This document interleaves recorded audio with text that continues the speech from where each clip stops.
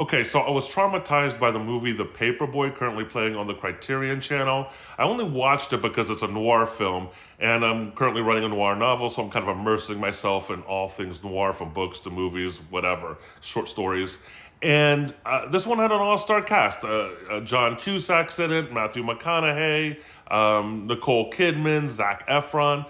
And it looked like it was going to be a really good movie. And actually, I thought it was a good movie initially, which is where the trauma comes from, because nobody else thought it was a good movie except for me, apparently. So I watched the movie with this all-star cast that basically centers around a person played by John Cusack, who's a swamp guy.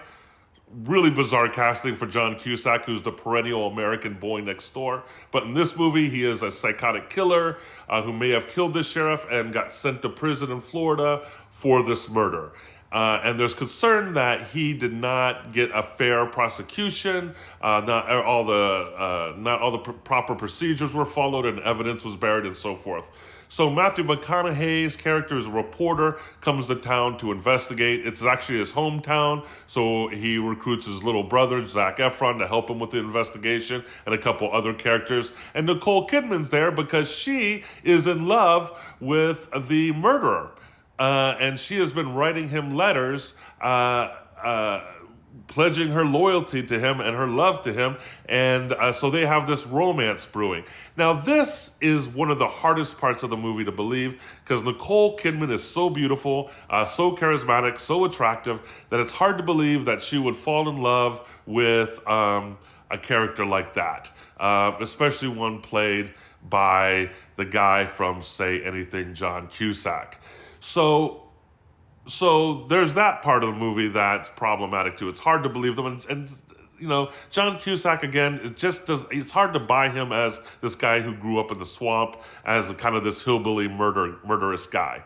So there's that piece, and it's also, I admit, there are challenging scenes to this movie, like when Nicole Kidman has to pee all over Zac Efron. Now, granted, he's been attacked by jellyfish. He has all these wounds all over him, and that's the only way she can heal the wounds, is to pee on him, which she does, and she pees all over him, including his face. And, he's in love with her, and, he might have actually enjoyed this if he wasn't in so much pain. I don't know what his character's kinks are, but maybe.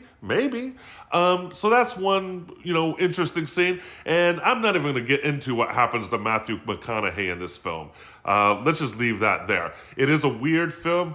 It is a weird film, I will give you that. But I enjoyed it. I did enjoy it. And once the film was over, I do what I usually do with really obscure films on Criterion. I go on Wikipedia and look them up, see what other people have said about those films.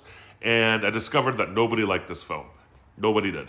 And one rumor that was going around was that this film had received the longest standing ovation at the Cannes Film Festival, and a reporter who was actually there chimed in and said, no, I think what you mean is it got the longest standing jeer in the history of the Cannes Film Festival. So the movie kind of sucked, according to all the critics. I kind of enjoyed it as a campy, over-the-top, thriller noir film, but it also has me questioning my aesthetic judgment.